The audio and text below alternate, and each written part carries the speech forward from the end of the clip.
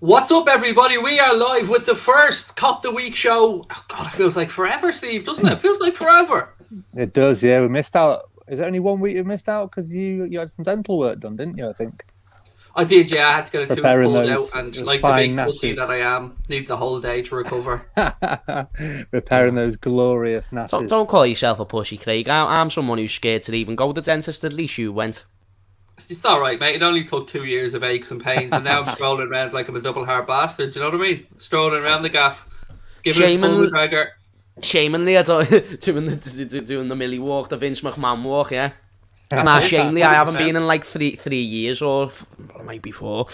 So, so you like the way you're going to go every 6 months? I thought they said every 6 years, but clearly I didn't get the memo.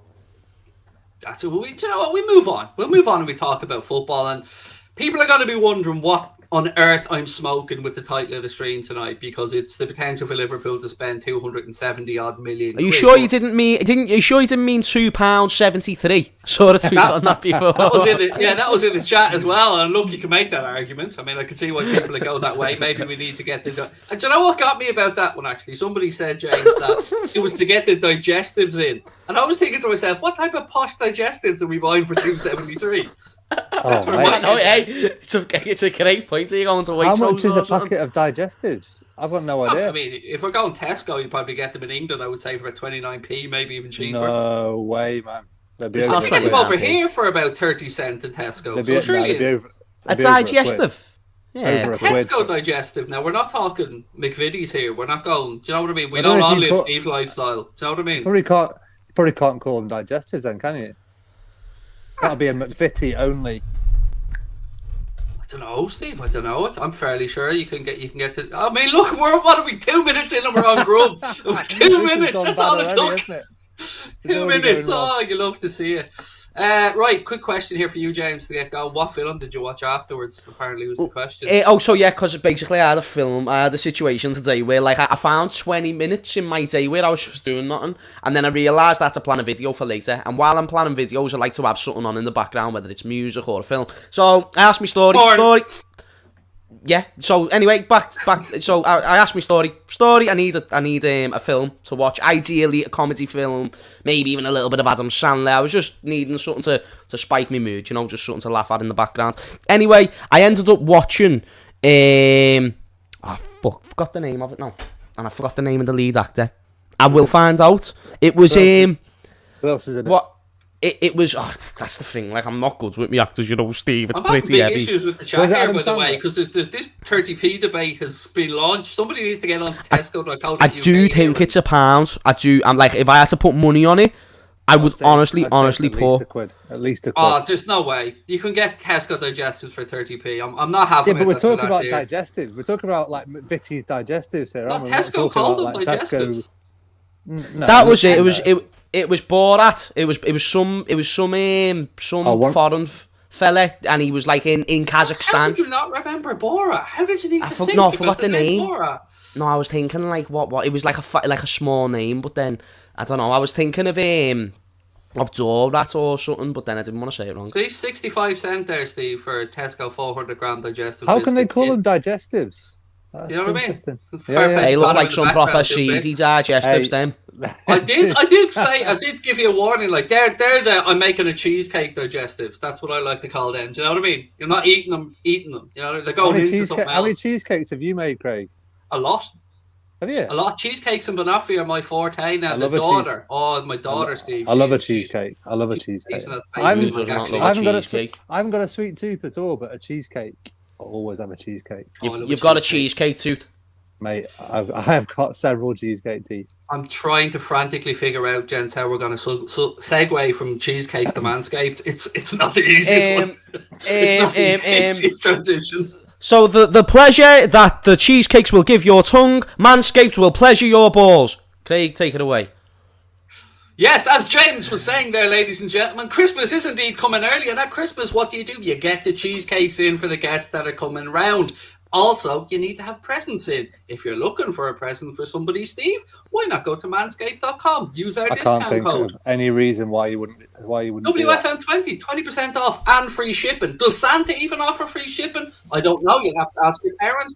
But Manscaped do with their discount code WFM20. Cheesecake galore, Manscaped galore, Christmas assorted, done. There we go. Done it. Life 1, is 2, lovely. 3. Drop done. Anyway, let's get back to real world stuff. The reason that we're talking tonight about the possibility of how much money Liverpool could indeed spend, basically, it stems from an article, and Kieran Maguire, who is a football finance genius and expert, put together a piece where he looked at each individual Premier League club and he looked at if they're in danger, or, well, as he calls it, it's FFP wiggle room. I think that's the perfect way. Kieran Maguire, Steve, I know Kieran Maguire, somebody you also hold it in high esteem, somebody you know, and he certainly knows his stuff when it comes to football finances. He's absolutely the man. Yeah, a good friend of mine from the BBC called Guy Kilty. Oh, he won't be listening. He's a big United fan, but he set up a podcast called The Price of Football, which I'm sure a lot of people will have heard of, and it's had millions and millions and millions of downloads. But Kieran presents that with Kevin Day, the comedian, the Palace fan comedian, and he's fantastic. He's at University of Liverpool, isn't he? Yes. Kieran Maguire. I think is it John Moore or is it the University John of Moore's Liverpool? one of the universities in Liverpool, and he was always our go-to guy at 5 Live for football financy type stuff, and he knows his stuff. And this is, it's a really, really, really interesting piece actually. Loads of really interesting numbers in there. Some quite surprising actually, and some a bit less surprising. So the one that stands out to me, gents, and the one we've got to start with is Everton, because Everton are the worst off of all Premier League clubs, James. They're already 35 million in the red, so they're already in trouble. Now, if by some miracle they were to qualify for European football, they may come a little bit unstuck. 35 million quid in the red, Steve. I mean, it's a bit surprising considering they're still shit. Well, it's not surprising in a way, though, because, I mean, talking about a club that has spunked money like it's been going out of fashion over the last few years, but on rubbish football players, and players with no resale value, players that they haven't been able to shift on, and the ones they have shifted wages. On, big wages, guys like I don't know, James Rodriguez, Sigurdsson, James Rodriguez, guys like that on mega money. I thought you were going to say on remand. They bought in for decent fees.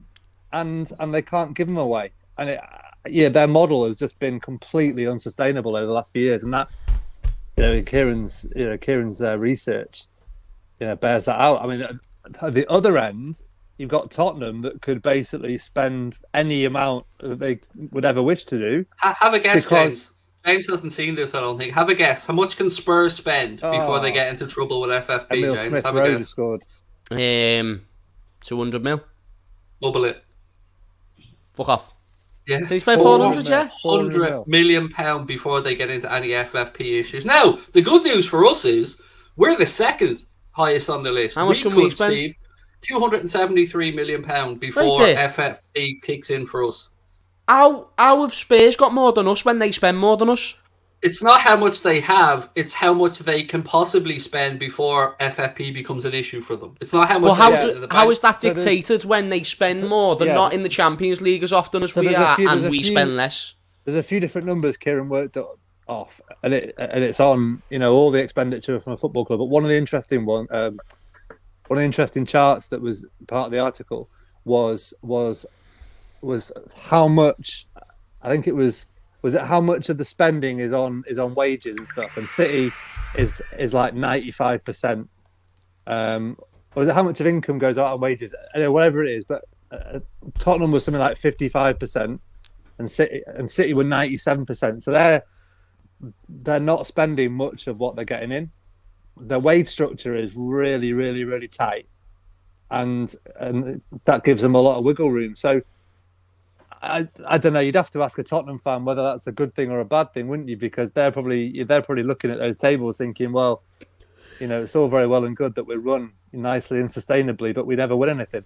So they could sell Harry Kane, James, and have half a bill to play around with before they became before they had to worry about their place in the Europa Conference League. I think the difference is that they won't spend that much money. They can spend it, but it's not really much use when you've got an owner who is kind of as incompetent as Levy is, because he's spent on the stadium. And the thing is, in owners' minds, I feel like they overrate certain investments. So, like, investing into the stadium, yes, that's good, and yes, it's needed when you want to make a club bigger. But then Levy has also put himself into a position where he knows he needs to spend money, but he doesn't really want to, and it's ideal if he doesn't have to. Like, if he can get away with it, if he can get top 4, that's it. So I feel like the second, and it's a big if because he needs to do this first, the second he's got Tottenham as a top 4 team again, or competing for top 4 at least, whether that's with Antonio Conte, the next manager, I believe that will be when the money spending stops, and I don't think he'll need to spend 400 million to get to there. And I do believe, even though he can spend that much, he's still going to need to let go of assets before he feels comfortable going ahead and spending that much money. Liverpool kind of a similar situation. Did say that we can spend 270.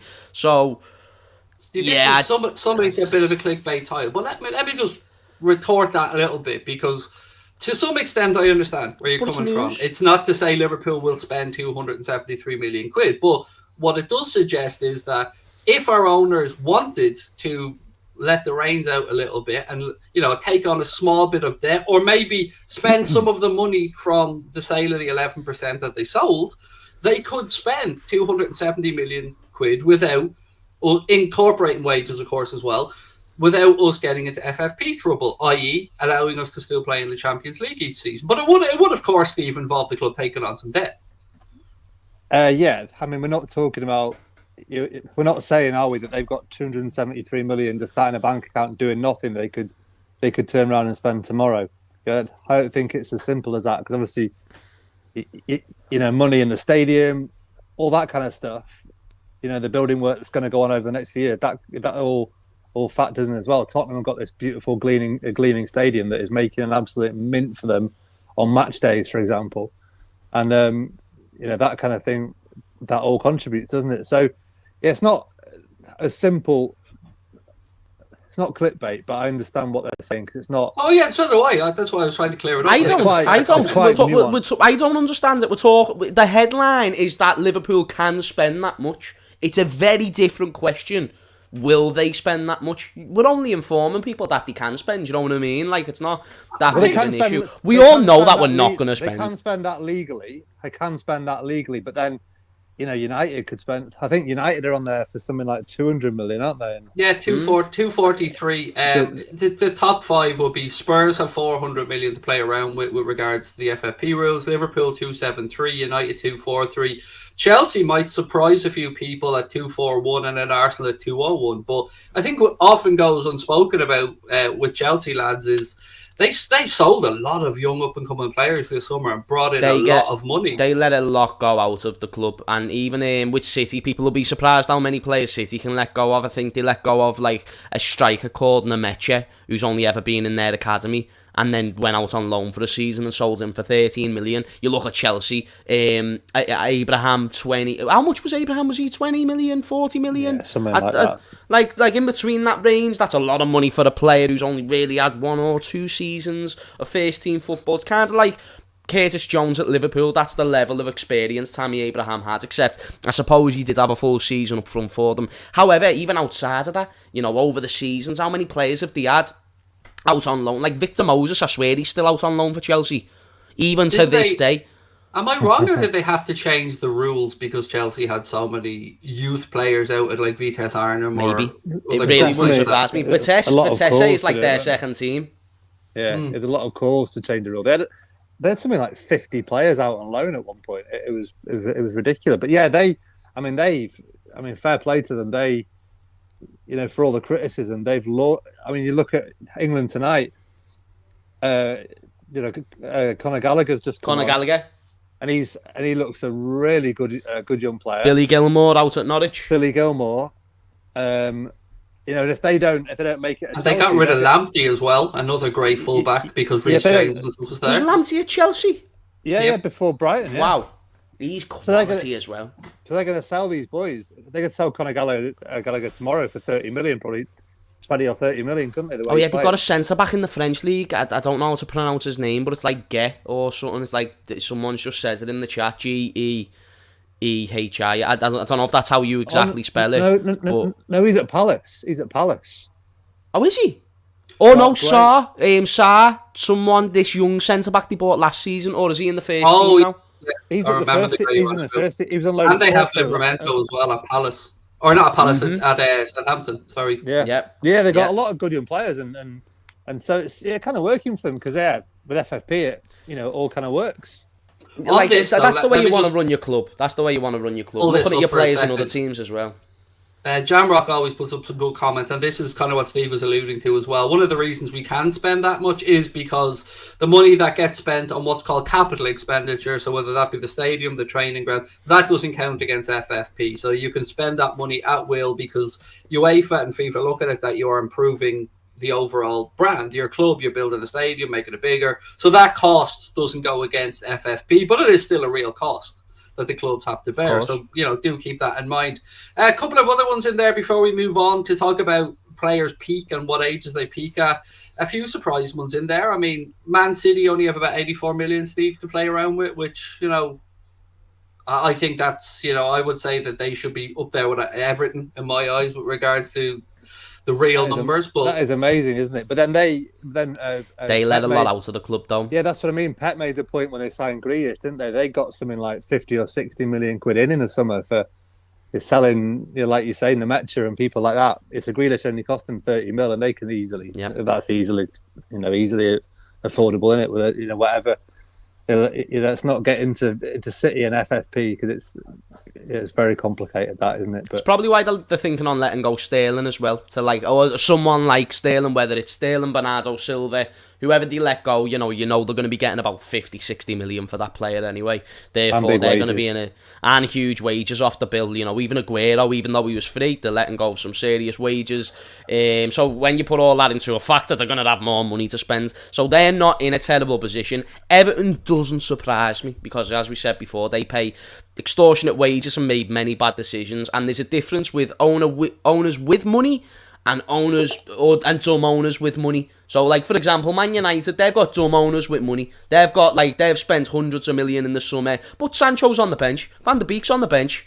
Ronaldo's the only one who's really being used correctly. Varane's injured, so when you look at all that, still in a job. And Solskjaer is still in the job, but the people who are getting these players in and recruiting these managers is the sports directors. And if your owners are going to choose incompetent sports directors, then that money is not going to be spent wisely, and it gets you in shit situations like this. It does. And look, one of the reasons I wanted to talk about money and profile of players and ages and stuff is because we are moving towards a January window and articles are starting to be written. And The Athletic had an excellent piece up on when players peak in different positions, what ages that they peak at. And interestingly enough, the goalkeeper, wouldn't really surprise anyone to see the goalkeeper is the latter of all of these. The peak age for a keeper is 28.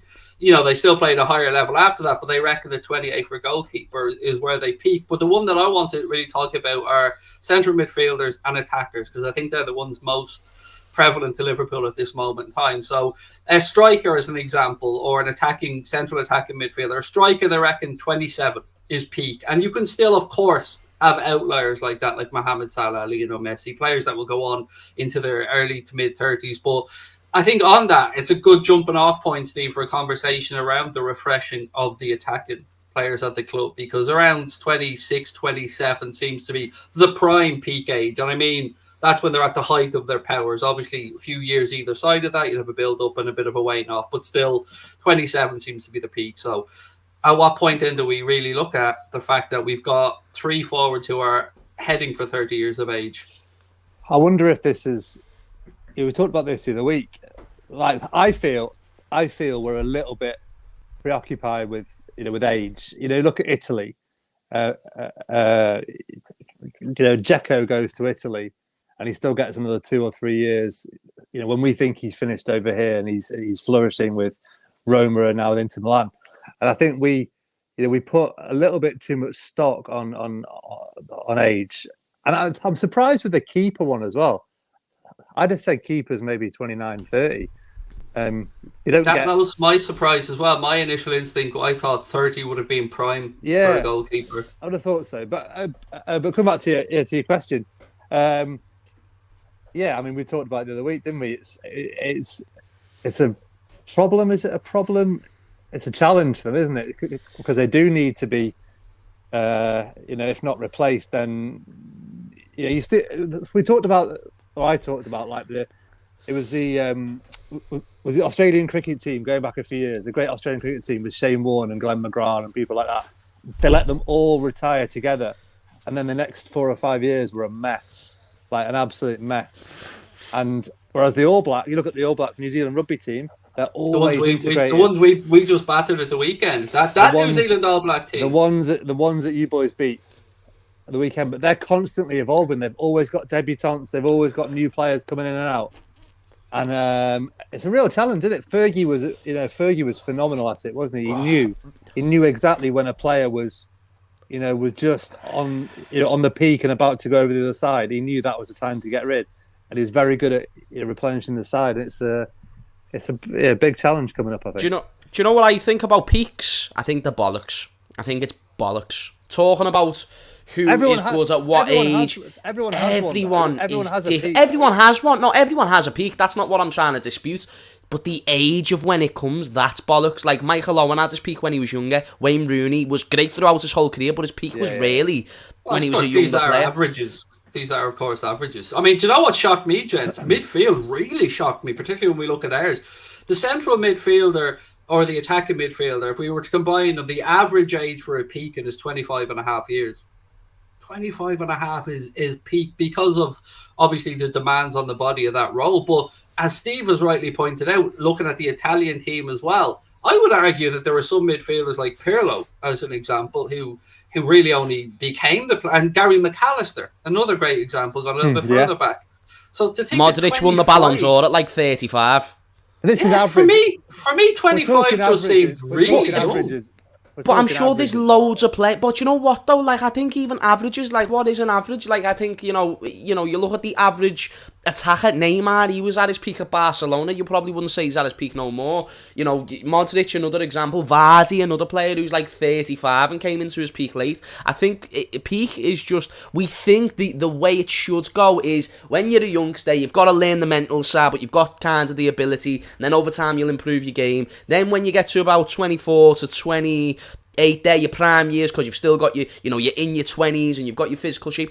Everyone, and I mean everyone, not even just the majority, is different. Everyone has the different spells. Injuries have a part to play. Like that's why I just don't even look too much into peaks. It's why I think even overlooking, people like Mbappe, for example, there's no guarantee Mbappe gets better. He can. No, definitely. If anything, I think he gets worse because I think in his position, you need the explosiveness of that pace and one or two injuries. When he gets to 29, when he gets to 28, 29, that pace isn't the same as what it is now, and he relies on that pace massively. Very good point, Craig. I'm not saying he's definitely going to fall off. He could do a Ronaldo and adapt his game, become a goal poacher, but there's no guarantee. That's why, when it comes to peaks and stuff, I look at what the player is now and will fall off anytime soon. Look at Salah. We ain't really anything between the age of 20 and 25. Now, he is something. All right, he's not too bad. World. He's not too shabby, Alonso, is he, Craig? So he's not too bad. So, lads, I don't look too much into peaks. Speaking of peaks, Jude Bellingham, who's probably started his peak and will have that until he's 30, just got a nice little golazo, Craig. We've got to be buzzing about that. Disallowed. It's been disallowed. Never mind. To finish up this, let's look at it then. To finish up this peak conversation, we move on to something else then. Let's look at the overall Premier League and see how the squads are rating in this. So, the worst team in the Premier League, 3 years over their peak for players, Watford. No surprises there, right down bottom of the league. Arsenal are actually, according to the table, 1.6 years on average away from their peak. And Liverpool are doing all right, to be fair with this. Liverpool are about 0.8, so just under 1 year over the peak for the average age of the squad. So that would suggest, Steve, some good squad management probably overall. Yeah, it would, but it is interesting though, isn't it? Because if you've got one guy who's 36, Milner probably skews all of our numbers. we're talking averages. That one person. You're throwing a Harvey Elliott there, balances itself out. Well, yeah, I guess so. I guess Arsenal. Yeah. I mean, come on to talk about Arsenal. Obviously, we're playing them next, aren't we? And they're in a good place, aren't they? They're in a really good place. I think it's easy to say that, but when you actually look at their squad, Lacazette out of his prime, Aubameyang out of his prime, Saka yet to reach his prime, Smith Rowe yet to reach. Like, I feel like they've got too many players who are either yet to reach their prime or are out of their prime. Therefore, that's why I think they've come up with that conclusion. It's easy to go off form because they have been in good form, even though I think the opposition has been a little bit questionable. But I think based on overall careers, that's why they've set them. But I think I'm not too surprised. Yeah, they've had a tough time and they're going in the right direction. I take your point about Lacazette and Aubameyang, but in Ben White, in Smith Rowe, in Kieran Tierney, Saka, they got a lot. Odegaard, they got a lot of, really promising. Ramsdale, I really like Ramsdale. Gabriel, the centre back as well. They got, give them 2 or 3 years. These players will be really good players, and you add a bit to them as well. Bit of a surprise to see West Ham are almost 2 years over their peak for the average age of their squad, which is that surprised me because they're in a really good place at the minute. When we played them, I tell you what, they look like a team full of energy. Yeah, when we that goes back to what James is saying though. That's exactly the point James is making. You guys like Aaron Cresswell and Craig Dawson, maybe. Yeah, these guys are probably statistically above their peak according to those numbers, but actually they're playing the best football of their careers. This is where the big search is, isn't it? To try and find dare I say Moneyball, but to try and find these outliers, these undervalued assets or players who aren't, who are hidden away somewhere between these averages. That's it. Yeah, that's exactly what everyone's trying to do. And a guy like Aaron Cresswell actually is a really good example, isn't he? He what is he? He's probably 31, 32 now. Leicester brought Ryan Bertrand in the summer, didn't they, from Southampton? These guys are still as good probably as they were 5-6 years ago. Remember when Johnny Evans first moved to Leicester? Yeah, I was thinking then he was getting to the end of his career when he joined Leicester, and he seems to have been at Leicester forever.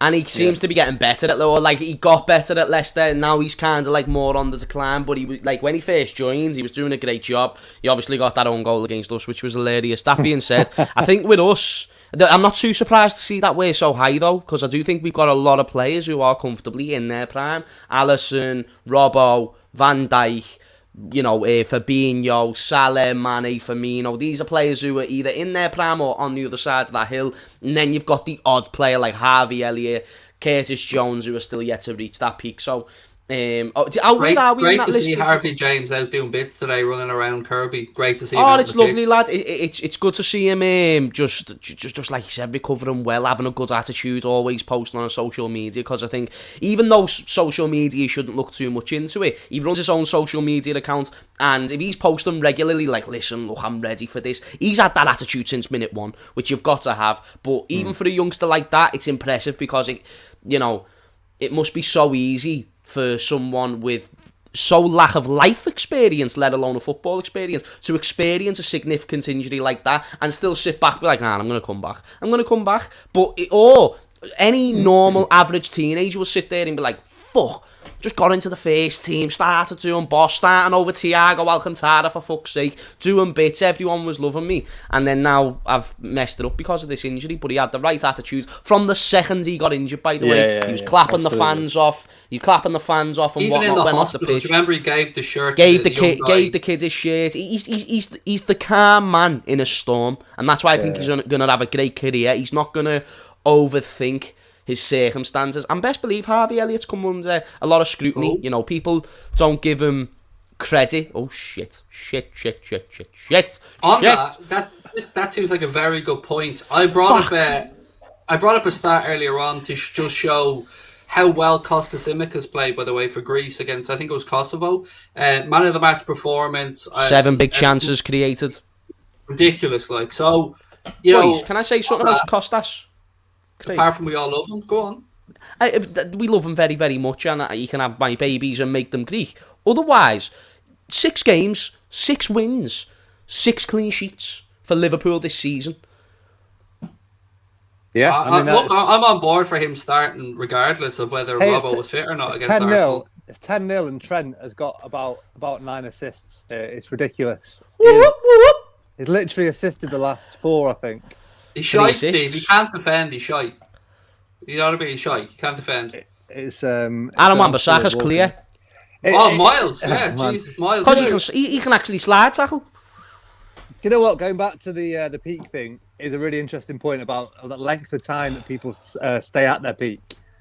Yes. Because it's talking about, such and such's peak is at 28. Well, actually, a guy like Mo Salah is arguably been in his peak from 26 to 30, and Virgil van Dijk is probably going to have a 4 or 5 year peak, where you couldn't pick a moment in that 5 years and say that was the peak. It's not like they get to the point and then drop off the other side straight away with some players.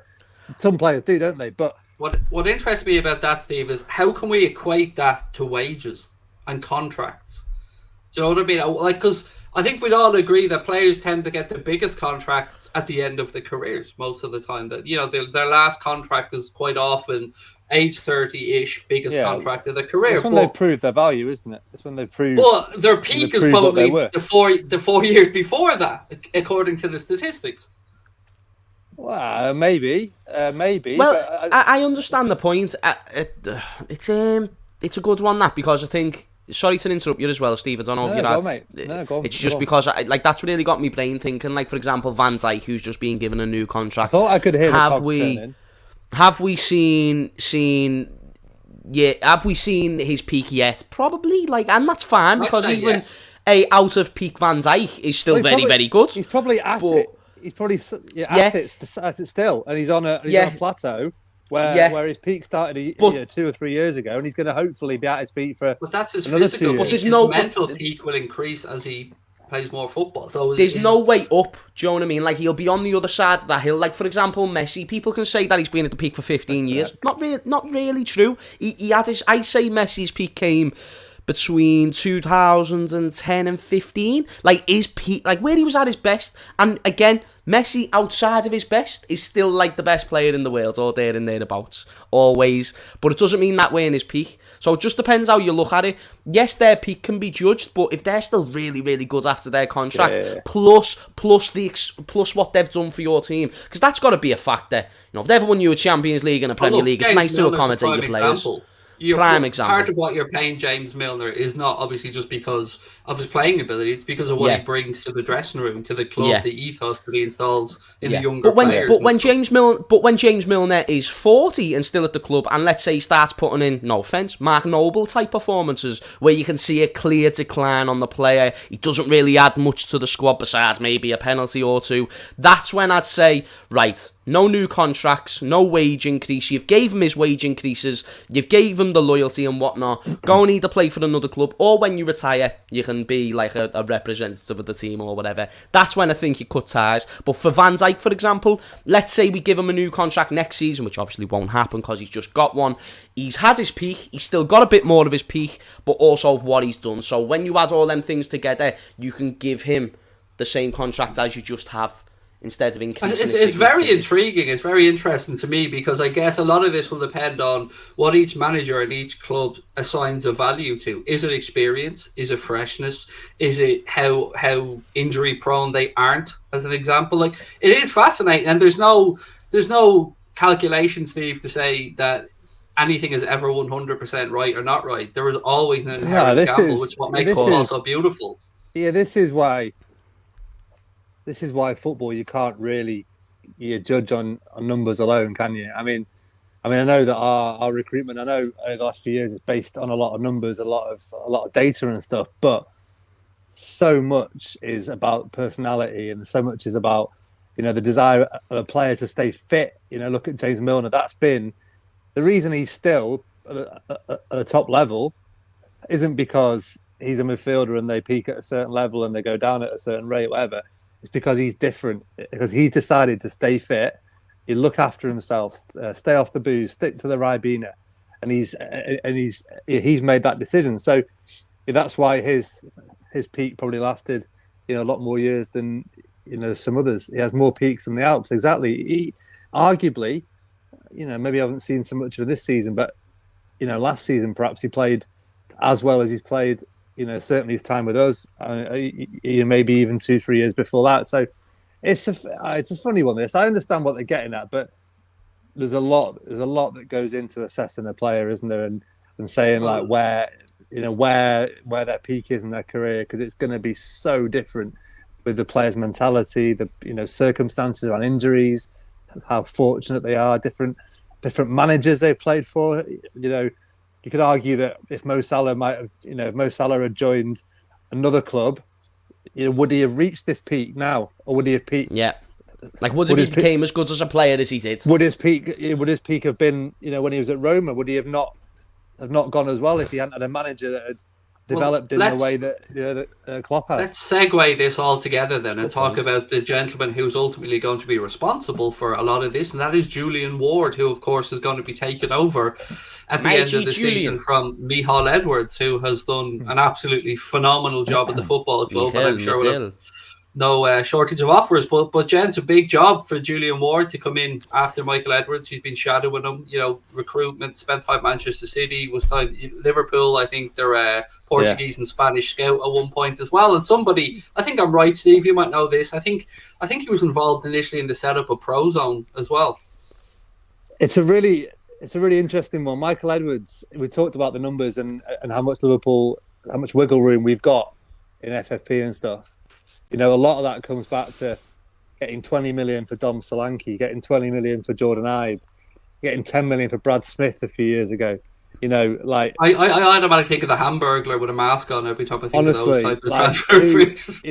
I've got mates who are Bournemouth fans, and they just, how we got 50 million quid out of Bournemouth for them three is beyond me. So that's a lot of the reason why we've got that wiggle room now is because of there's been a lot of focus this week. Obviously, when we knew that he was leaving, rightly on the deals he's brought in, Salah and Mane, whatever, for really good prices. But the money that he's got from other clubs for for players that were never going to make the grade. He bought Benteke for 30 million and sold him for 32. Yeah. What the fuck? That's mad.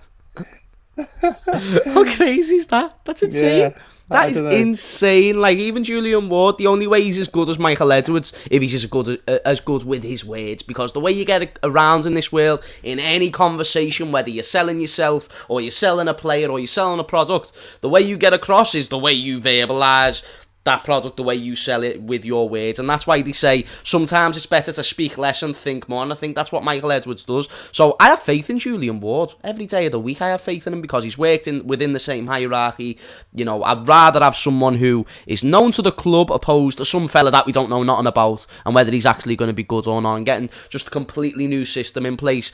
But this is someone who has got the experience and the know-how, so I'm going to be backing him 100%. But the question is, can he sell a player as good as Michael Edwards? Because sometimes you can say one wrong thing in a negotiation, and that's the one thing that the person who you're negotiating to, that's what they remember. They remember the one bad factor. I don't think he possibly can, mate. I mean, Michael Edwards needs to make a film. He swapped Kevin Stewart for Andy Robertson. That's his legacy. One of the greatest deals of all time. Even his choice. I feel like the only way Liverpool do well with Julian Ward is the choice of the players, because I think that would have been a collective group decision. Right, Tsimikas will be a good option. Minamino will be a good option. These type of players who Jota, like players that Liverpool fans might not look at and think, he's the one for us. Tsimikas, like, who's Tsimikas? Kostas, we'll call him Kostas. We'll stick with Kostas, just because it's well easier.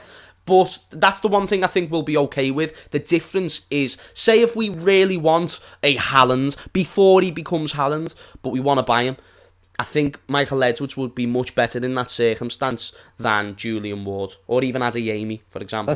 Let's wait and see. Julian Ward might be the mastermind behind it all, like the way Bob Paisley was to Bill Shankly. Exactly, he might have been.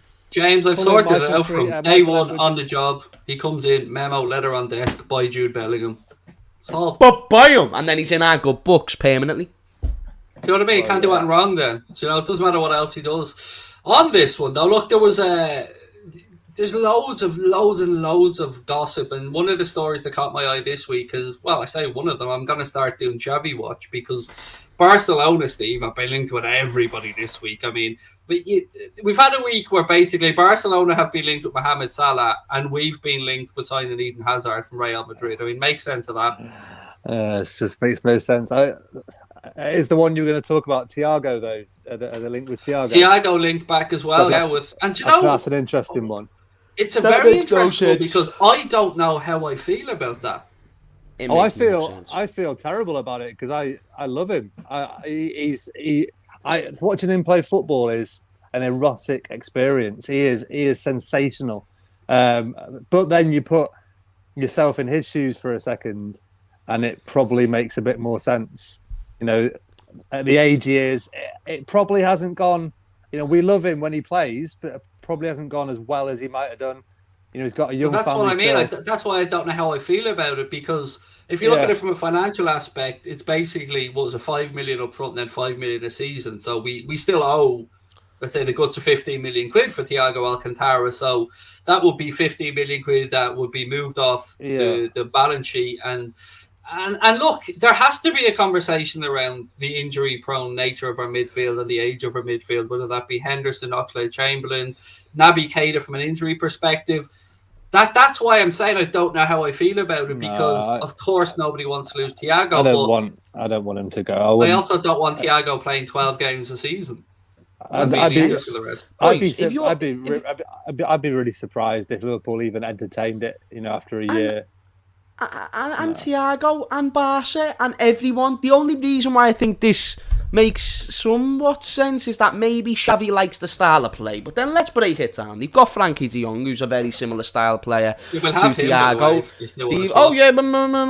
But listen, between me and the Anfield Agenda community, if you want to do me a swap deal between Thiago and de Jong, just between me and you, might scran your hand off for it, the way that we scran a cheesecake. But Pedri started over Thiago in the Spanish national team. Sergio Busquets is one of the, if not the greatest holding midfielder in world universal football, but people don't give him the credit for it. Gavi as well, haven't they, coming through, who looks a special player. They've got some young players. They've just whacked $1 billion on Pedri, for fuck's sake. Like, I'm not being funny. And they can only spend, a rumour that I've heard, 10 million in January.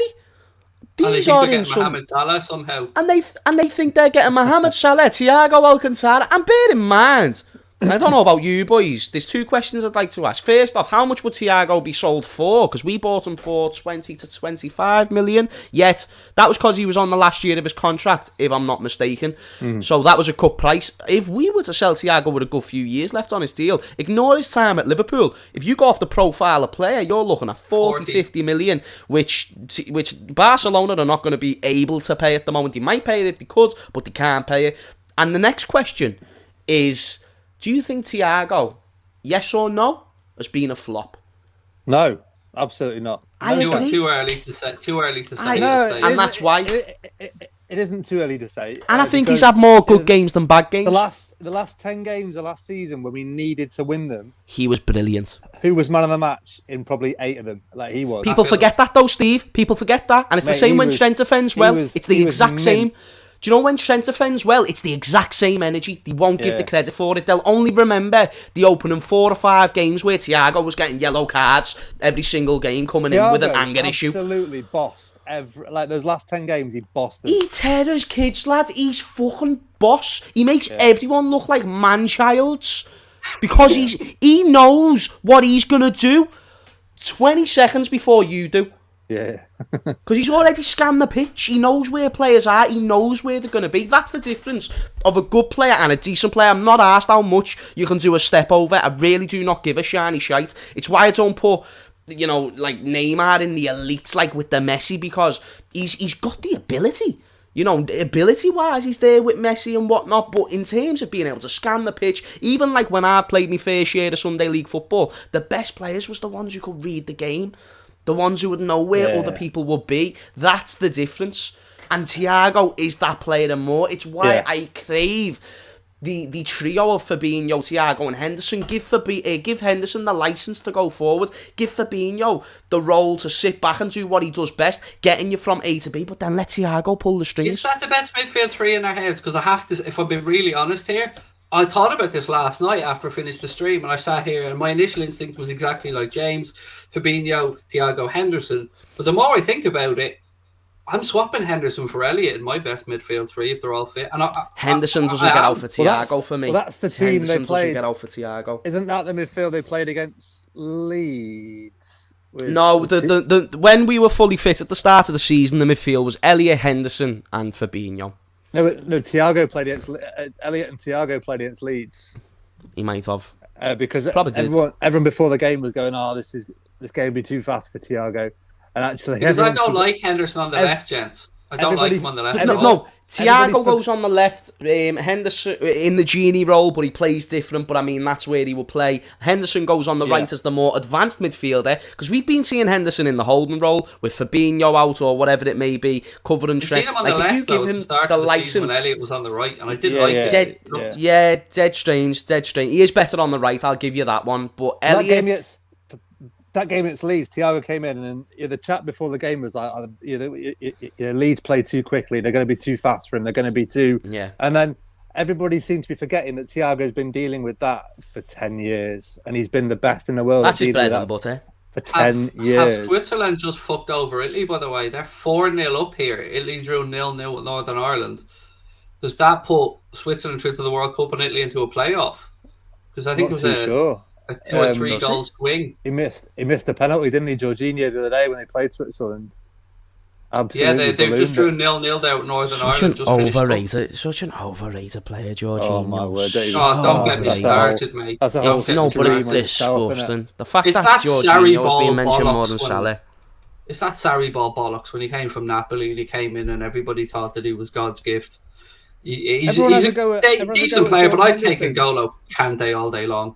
People have a go at Jordan Henderson and say he only passes sideways, but honestly, like Jorginho made a career out of passing sideways. That's all he does. Henderson has got the most passes in the Premier League for a reason, and it's not because he passes sideways. It's because he doesn't hide in games, and he is the person who will pick up the ball when others won't. What you see a lot from Paul Pogba, he was brilliant, and rightly so. He was against Albania, but like even his goal, not something that you see from Henderson a hell of a lot. But when you look at Paul Pogba for United, for example, this isn't even Paul Pogba slander, because when you go off ability, he's got more ability technically than Henderson in his little finger. That being said, he can't read the fucking game.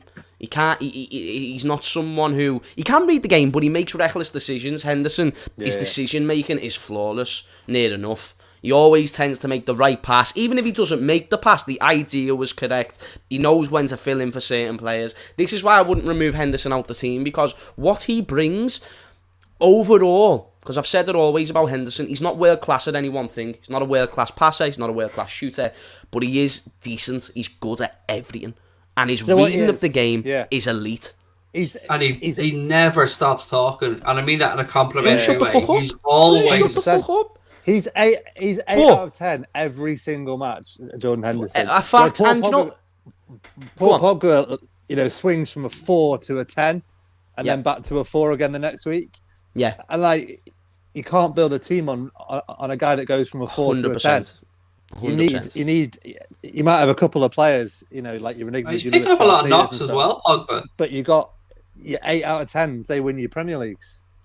Definitely, absolutely, they do win your Premier Leagues. And look, people are coming in asking about the 273 million quid again. For those coming in late, because I'm aware a lot of people will be coming in after the international games.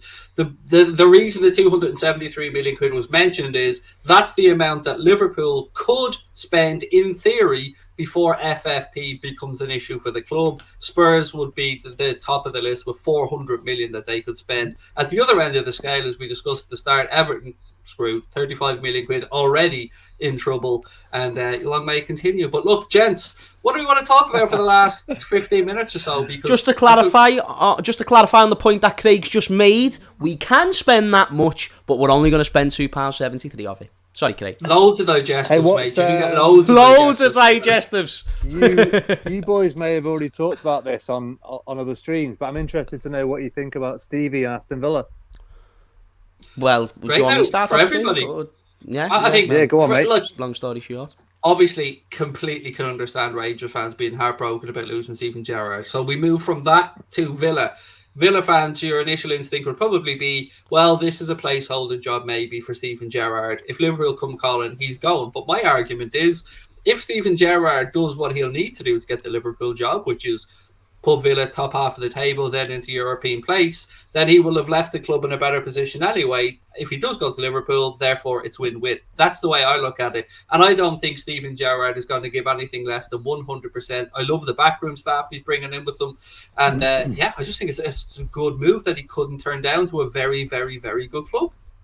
Did you hear what he said in the interview as well? He said, what do you think? The question was, what are you thinking about facing Liverpool on the 11th of December? And he was like, with all due respect, I'm looking for nothing but 3 points. Like, my main priority is Aston Villa, and that's just the way it is. Like, people will have to just understand that, and rightly so. And that's what you want from your manager. You don't want no emotional connections. You don't want him to be the Liverpool manager, all emotional. You don't. You want him to love the club, but you don't want emotion to get in the way. You want him to be able to focus on making decisions based on what's best for individual games, and I think that's what Steven Gerrard is. We talk about Henderson being such an elite leader, but people really undervalue Gerrard's professionalism, and that's really a thing in football, and it's one thing. It's why he's always conducted himself well in interviews. It's why he stayed at the top of the game for as long as he did.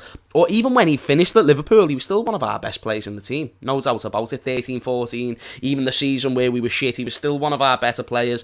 Like, you really cannot write off Steven Gerrard as, like, you can disagree with it, but he's the greatest Premier League midfielder of all time, if not there and thereabouts, and that's for a reason. And the reason why he came into managing and he got Rangers to their first ever title, undefeated by the way, is because he never told his players, or his players never got the feeling of we can lose our edge because we're clear in the league. No, we're going. And that's even happening Alfredo Morelos in the squad, by the way. One of the most loose cannons in football, and he makes him composed. Here's a question. Do you think, just say, picking a number out of the hat, you say we were looking for a new manager in 3 years' time, say, 4 years' time, maybe. I've got a name that nobody's mentioned yet, by the way, but go on. Does this move for Steven Gerrard to Villa, does that make him more likely or less likely to be our next manager? More. In 4 years. Because he's likely to do well, and as Craig said, go on. Do you not think there's a chance, though, that he's the sort of guy, right? He won't. The idea of this being a stepping stone for him won't have even crossed his mind, will it? Like, he is completely focused on that job. On Aston Villa. Right, so if he's having a great time, cycle, Steve, 3-4 years. If he's having a great time and he's achieving and he's still young, my feeling was that he was more likely to walk out of Rangers to go to Liverpool, whereas he went to a Premier League club at a good level, he'd be less likely to leave that job. Nah, do you want me to tell you why? Because, even a few weeks ago when he said in an interview, the interviewer, the woman, she asked Steven Gerrard about a potential move to the Premier League, and he was like, do I look happy? Well, don't be asking me silly questions then. And he said that because he meant it at the time. Obviously he's not going to say, oh, by the way, I'm in talks with Aston Villa. Like, he's not going to say that at all. But I genuinely believe when he talks about him being at Rangers and being committed to Rangers, he means that. In this instance, it depends what your perception is and your opinion is on how he's going to do at Aston Villa. What's the chances of him doing well compared to doing bad? And that just is your perception of him as a manager. My perception, he's got a good backroom staff that's going to make them play good, effective football. He's going to get the fans behind him because the fans are going to love the fact that Steven Gerrard is professionalism. That's why Rangers fans loved him. You even saw Rangers fans saying he's a legend in Liverpool, but he's a god in Glasgow, and it just makes you think that is because of the man.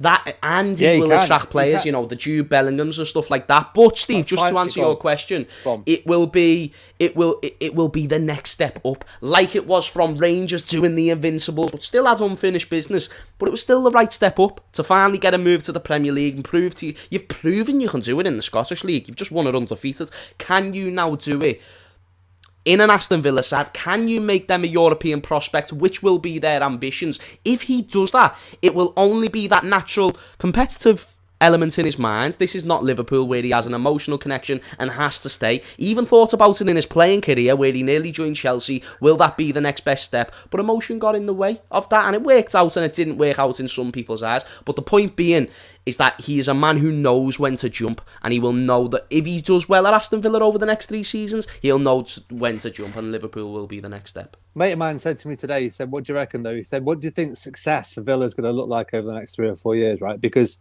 if they're not in a good spot, lost Jack Grealish, they've got a lot of new players, they're in a bit of a state of flux Imagine at the being moment. John McGinn, though, Steve. So, Steve, Gary McAllister and Steven Gerrard are showing up to... But what is success? If you break down their squad, it's not bad. No, it's not bad, but what does he have to achieve, though, for us to say, you've deserved to come to Liverpool next step? Make Aston Villa a European prospect, because Dean Smith nearly done that last season, nearly got them top 6. They ended up finishing like 11th when they lost Jack Grealish. That proves to me, if you look at the case study, that he relied on Jack Grealish a lot more than his own tactics. Steven Gerrard, on the other hand, won a league undefeated purely based on his tactics. He got into the knockout stages of European competition, which is not a tendency of Scottish clubs, based on the fact he had good tactics. And other teams even might have had better quality and whatnot, but they had good tactics. What are you saying, Craig? I'd add one more thing to that as well. As I don't think Steven Gerrard takes that Aston Villa job without the reassurances that he thinks he's going to be able to get them where they want to be and need to be.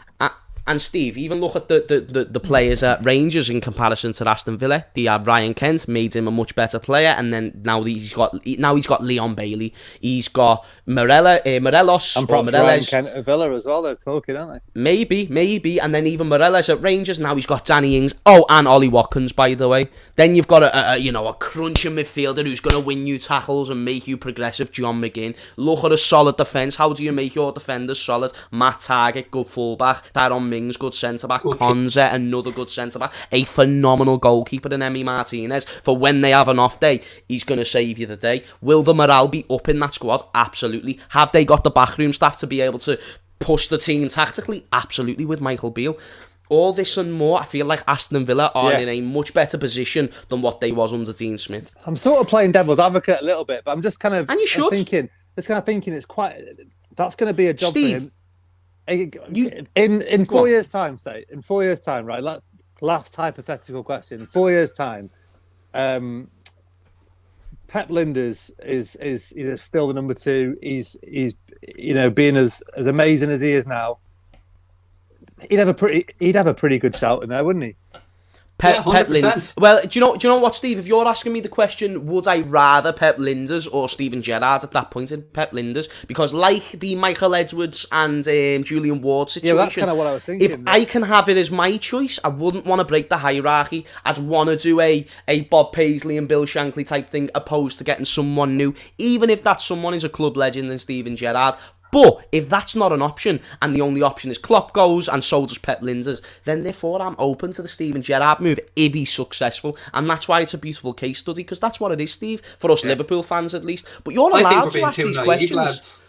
I think we're being too naive. I don't think there's any... The more I've thought about this, and I was thinking about Linders for ages, there's no way in God's green earth he gets the job.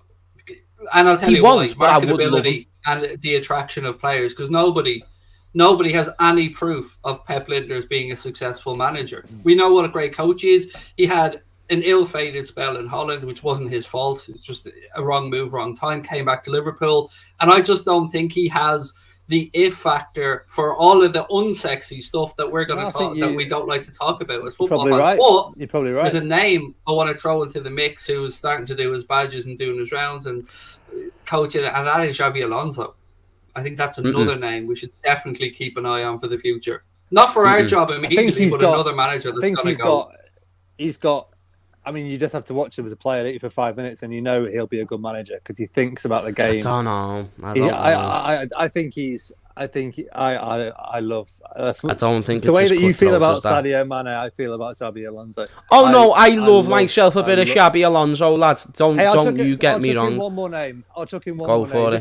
We're thinking hypothetically. We don't want this day to come, but we're thinking hypothetically in a few more years' time. I love Thomas Frank at Brentford. I think he's absolutely. I like Graham Potter more. No, Frank. I think Thomas Frank is Graham Potter with personality.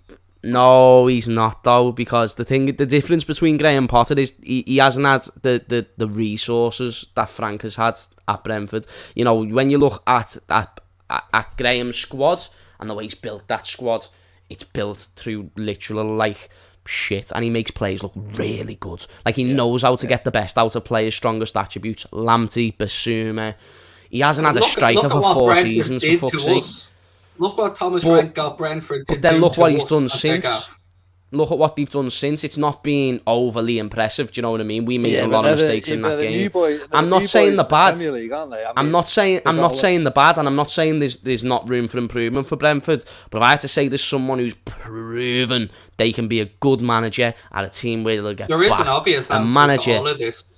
By the way, this? If Mauricio Pochettino, that's the obvious answer to all of this. No, it's not. I think Pochettino is overrated. Pochettino's an amazing coach. I think he's overrated. Coach. I think he's good. I don't think he's elite. He'll have to have a job. If he were to be considered for say Liverpool in 4 or 5 years' time, he'll have to have another job between, because I don't think it would be the right fit to come straight from win everything at Paris Saint-Germain to Liverpool. He'll have to have a stop off. I think he's proved it though with the job he did at Southampton and Spurs before. Southampton, he had a really good squad though. Look what Spurs were to where they are now. He didn't win anything at Tottenham though. Yeah, that's because he came up against the mighty Reds, Steve, at the finals. God bless him. Yeah, you're not just talking about. But he also bottled a league title to Leicester. He had a great squad. He had a great squad. For those 2 or 3 years when they were at. Talk about peaks. That squad was really peaking. It was better than Leicester's. When Spurs were in the title, they came third in a 2-horse race. Like, I'm not being funny or anything. Like, Leicester, with the squad they had, Mahrez, Vardy, Kante, it's good in hindsight, but even at the time, you look at Spurs' squad and the players that they possessed in that season, I thought they should have been all over that title. And even that season, I was like, it's going to be Spurs. Even though Leicester are doing well, it's going to be Spurs. It's going to be Spurs. And they just fell off. Whoever we bring in will have to have the marketability factor that Jurgen Klopp has. He will have to have that if factor. And I think Pochettino has that. I think Pochettino has that as a, dare I say it, like another Mourinho-esque type figure. Not with regard to the brand of football, obviously, but just that he's clued into the commercial aspect of what he's doing as well. He's clued into brand Pochettino and his awareness. But there's other names. Julian Nagelsmann, obviously another great coach. Another one to keep an eye on is the guy who went from Salzburg to Leipzig, Jesse Marsch as well. Jesse Marsch, all I'm saying, Hansi Flick will have had 4 years of experience at Germany. See, I think he's a fucking flash in the pan. I do. I think he got lucky. I think so too. He is brilliant. Have you seen the job he's done at Germany? If you just watch his style of football, you'll know why he was so dominant at Bayern Munich, and the reason why Bayern Munich aren't as dominant now. His style of football is insane. It's the most effective style of football probably in world football. Him and Pep Guardiola, for me, in terms of when you give them a good squad, like, it's a joke of what they can do. It's still unseen what he can do with an ish squad. You know what I'm saying? But I think the way when you give him a good set with our players, I think we'd be winning games 4-5-0. I think I'd end up smashing TVs if we had Pochettino as a manager. Or not Pochettino, if we had Guardiola as a manager and he was overthinking things like he does, I think I'd end up just smashing televisions. Honestly, if we got to a Champions League final and I seen the team sheet that he put out for Manchester City in the Champions League, I would absolutely lose my fucking He overthinks big game. You look at every time he comes to Anfield, he sticks in another holding midfielder. He changes the way he's been playing every other game before then. I mean, perhaps not this season, but in seasons gone by. That approach has won him 4 league titles. Yeah, and I know it hasn't won him a Champions League, but a League Cup and stuff like that. Well, it hasn't won him a Champions League outside of Barcelona either. I mean, he was at another club in Bayern Munich where he has no shortage of resources and quality, and he hasn't done it. He hasn't done it yet. It's mad because none of us are going to sit here and say Guardiola isn't an excellent coach. Of course he is. Particularly with the guidance of young players through. We spoke about Alex Ferguson, how great he was at that. Jurgen Klopp shown he's not too shabby at it as well. Thomas Tuchel looks the same. But yeah, the hours absolutely flow, boy, lads. I mean, I feel like we're already starting to get into an argument now. Yeah, you always love a debate, though, don't you? Do you know what I mean? Absolutely. I think all the best managers in the world right now might not look the same in 4 years when Jurgen Klopp leaves, but I think you're talking about Jurgen Klopp, I think you're talking about Hansi Flick, and I think you're talking about Pep Guardiola in the elite category. Below that, you've got Thomas Tuchel's, your Zinedine Zidane's, etc. Like, they're the type of coaches that I think Thomas Tuchel's he's in the elite for me. Like, massively disagree. I thought he was sensational. overrated at Dortmund. Thought he was overrated at PSG with the squad that he had. Yeah, What he's it's just done at Chelsea, the way he's come in, and short-termism can be a it. thing now. Like, look at what Conte done at Chelsea. Short-termism. Well, yeah, we can only judge on what he's done so far, but the way that he took that team, that showed the value of a good learn manager. how to wear a baseball cap. That does my head in. And shave your hair off. I mean, it's gone. It's gone. Yeah, That ship has sailed. Absolutely. That ship has Not kidding sailed. anyone. Just get it shaved, Thomas. Before we finish up, bit of an announcement. James, you are going to be the only other person that isn't me that is going to be hosting the show on Anfield Agenda. Going to have a couple, yourself on one, just you, and yourself and Mr. Paddy Murphy. You know? Yeah. So No people, pressure. if you don't like this ugly face, I'm dead sorry. I'm just gonna have to try and impress you over time because I know I'm not as good at Craig and what he does, but You fucking arse, it's an honour. don't put yourself down. It's an honour to be given a chance to be on such a platform, to be able to host shows and stuff like that. I'm looking forward to working with Paddy. He's very talented himself, and then even doing a show myself. If you like me, feel free to tune in, and if you don't, hopefully over time I can gain your likeness. We'll have you shaving your head before you know it. Just leave the sound on, but maybe put your phone down on a table, face down or something, so you can still hear the sound, but you can't see your face. Me, yes, and that's fine. That's absolutely, because we all love a Scouse accent. Do you know what I mean? Can't complain about a Scouse accent. So Mate, I would. It's agree. like a melody. It's beautiful. It's beautiful. No. Listen, I love him. I love everyone on the shows. Yous, of course, but I mean, in the chat as well. I love everyone the way they've welcomed me onto the channel and whatnot. I'm absolutely buzzing to be making. I'd be because the thing about my channel, and I said this to you, Craig. Obviously, I love talking about Liverpool. We'll always talk about Liverpool on my channel. But here is the home for proper Liverpool chat, where you go in depth about the shit that no one else really talks about. Also, off topic about me. And I made up, like I said, thank you again, Craig. Great opportunity. Look forward to it. Shout out to the Liverpool women's team. Top of the league in their division, second division. Top of the league. Absolutely smashing it. Fair fucking play. Just thought I'd give them a shout out before we get out of the... Steve, do you remember the first time we interacted really about doing content? I remember it like it was yesterday. I put up a post and you replied saying something along the lines of, I'll be up for it, mate. Something simple and straightforward like that. And I remember looking at your bio going, we could have somebody who actually knows what they're doing. Well, it was when we were just doing a podcast, wasn't it? You were just doing a podcast, and I just we've been talking a couple of times before, and I just said, you said we need a third person for a podcast, and I think I was like, hey, quite like podcasting. Quite like Liverpool.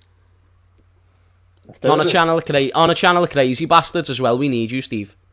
Yeah, Steve's like the rational person. The level head.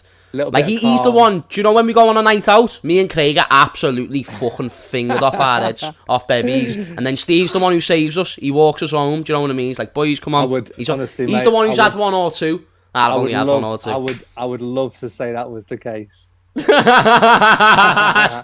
Steve's the one who acts all innocent and responsible, but really he's the worst on a night out. Maybe we'll have to do a team effort, Craig, and carry him home. That was the case, mate. But same time next week, gents. Of course. Craig, someone's just asked as well, what days am I doing the shows? Is that confirmed? If the days or draft agenda I sent you worked for you, then yes, absolutely.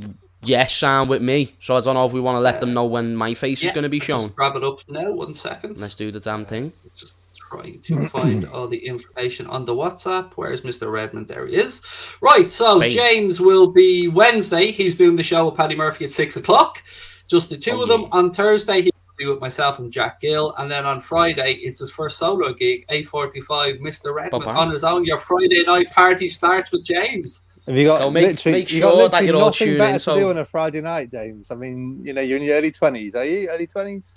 It'll be done. Listen, by the time I have to go outside, the show will be finished. Listen, we don't go out until 10 o'clock. Don't you worry about that, Steve. I've worked it all out in my head. I've had to think it through. Got to get the social life in there.